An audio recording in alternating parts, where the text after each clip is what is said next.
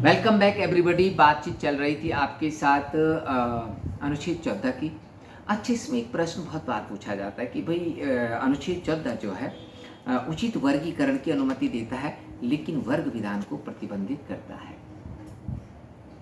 उचित वर्गीकरण, regional classification की अनुमति देता है बट क्लास लेजिस्लेशन को बैन करता है। अब बहुत सारे लड़के अनुच्छेद 14 पढ़ लिया और छोड़ दिया वहीं इतना अधूरा। आपको लाखों में अपना स्थान बनाना है। आप कोई भी कॉर्नर अनटच नहीं छोड़ सकते। आपका अगर अनटच रह गया तो दूसरा लड़का आपके उस अज्ञान का फायदा उठाकर टॉपर बन जाएगा आपसे ज़्यादा मार्क्स लाकर।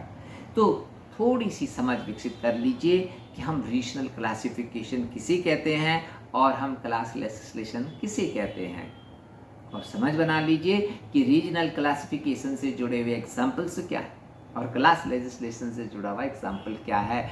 अगर आप किसी भी कंसेप्ट में एग्जाम्पल लिख के देंगे तो मान लीजिए कि आपको थ्योरी और प्रैक्टिस की अंडरस्टैंडिंग है। You know theory and application, ठीक है। थ्योरी एक चीज़ होती है और अप्लाइडनेस एक चीज़ होती है। लेकिन जो लड़का कंसेप्ट को समझाते समझाते एग्जाम्पल भी देता है, व्यावहारिक उदाहरण देता है, तो मान लिया जाता है कि उसकी कंसेप्ट क्लियर है, उसको थ्योरी भी पता और एप्लीकेशन भी पता है। तो रीजनल क्लासिफिकेशन क्या है? रीजनल क्लासिफिकेशन में सर्वोच्च न्यायालय का मानना है अनुच्छेद 14 के वर्ग आधारित विधान को तो हम स्वीकार नहीं करेंगे, लेकिन विधान के प्रयोजन के लिए उचित वर्गीकरण को हम एक्सेप्ट करेंगे। विधान के लॉ के पर्पस के लिए we accept the concept of the regional classification.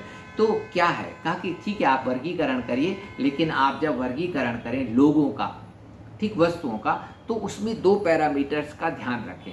पहला पैरामीटर क्या है कि आप जो क्लासिफिकेशन करें वो बोधगम्य अंतर पर, अर्थात एक साथ समूहीकृत व्यक्तियों या वस्तुओं या और उनसे बाहर रखे गए व्यक्तियों और वस्तुओं के बीच अंतर स्पष्ट और समझने योग्य होना चाहिए। वस्तुओं की भी बात हो रही है, अब समझ रहे हैं ना भाई। रेल के डब्बों को एक जगह रख दिया और बसों को एक जगह रख दिया, ऑटो को एक जगह रख दिया, तो रीजनेबल है कि नहीं? मतलब एक बोधगम्य अंतर है कि नहीं? हाँ भाई, ये रेलवे वाले हैं। इसी तरह समूहों का भी है। ये बच्चे हैं, बच्चों का स्कूल है। ये बड़े हैं, बड़ों का स्कूल है। ये यूनिवर्सिटी है, ये उनसे भी बड़ों का स्कूल है। तो रीजनेबल क्लासिफिकेशन का मतलब क्या है कि जो हम वर्गीकरण कर रहे हैं वो हमें स्पष्ट दिख जाना चाहिए। उसके लिए एक्सप्लेन नहीं करना चाहिए, पर ठीक वो दिख जाए, हमें अपने आप ही हमें फील हो जाए कि हाँ भाई ये क्लासिफिकेशन होना चाहिए। हर जगह तो करते हो, बुक्स को एक रैक में रख लेते हो, नोट्स को एक रैक में रख लेते हो, ठीक है, और जो आपकी अदर चीज़ें होती हो वो एक और रैक में रख लेते हो, है? तो कोर्ट ने यही कहा है कि जो भी आप क्लासिफिकेशन करें it must be based on regional understanding. दूसरा कि इससे जुड़े हुए उदाहरण क्या है, जो दो तीन लॉज इस पे बेस्ड हैं। रीजनल क्लासिफिकेशन प्रीलिम्स में जरूर आ सकते हैं। पहला है मैटरनिटी बेनिफिट एक्ट 1961, ठीक है, based on the objective of protecting maternal health of the women. दूसरा चाइल्ड लेबर एक्ट 1986, ठीक है भाई, बाल श्रम को निषेध करता है, क्योंकि बच्चे क्या हैं, नाजुक होते हैं। बच्चे क्या हैं, उन्हें हम बीमारी वाले कामों में नियुक्त नहीं कर सकते, ठीक, जैसे कांच की फैक्ट्रियाँ हो गई, चूना बनाने की जो फैक्ट्रियाँ हो गई, कलर वगैरह, जहाँ मतलब कि exposure to the harmful articles, harmful gases, वो जो बच्चों के फेफड़ों पे, बच्चों की आँखों पे जो हानिकारक प्रभाव डाल सकते हैं, ठीक है। तो इसलिए 1986 में ये कानून लाया गया था।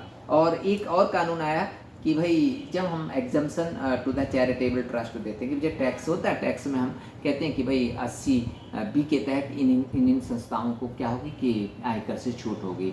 तो वो टैक्सेस का कि भाई कुछ कमर्शियल इंटरप्राइजेज हैं उन पे अलग दर से टैक्स लगे, कुछ चैरिटेबल है उन पे अलग दर से टैक्स लगेगा। और अब तक GST में तो देखिए कितने स्लैब बना रखे हैं हमने, लेकिन वो रीजनेबल है, ठीक। भाई आटा एक आम कंजप्शन की वस्तु है, उस पर GST कम होगा, ठीक है। सैनिटरी पैड बच्चियों की स्वास्थ्य के लिए बहुत ज़रूरी है, उस पर और कम होगा, ठीक। और जो लग्जरी आइटम है और बेड टैक्स भी है, जो सिगरेट पीता है, गुटखा खाता है, उसमें हमने क्या कर ले 40% और थे, और जल्दी बर्बाद है, ठीक है। तो there should be a objective, और कि भाई हम क्यों वर्गीकृत कर रहे हैं। अच्छा, दूसरा क्लास लेजिस्लेशन क्या है?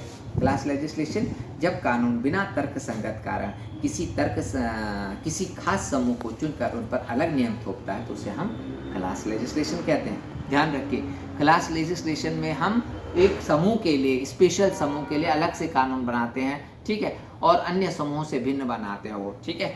तो इसको अमेरिका में इसे ग्रुप पॉलिसी मेकिंग, ठीक, या इलाइट ग्रुप पॉलिसी मेकिंग भी कहते हैं। लेकिन इंडिया में ये नहीं चलता है। हम किसी वर्ग विशेष के लिए अगर कोई ऐसा कानून बनाते हैं तो उसका सर्वोच्च न्यायालय क्या करता है, अस्वीकार कर देता है। इसको सर्वोच्च न्यायालय ने पहले कह रखा कि ऐसा लेजिस्लेशन आप बना ही नहीं सकते, ठीक है।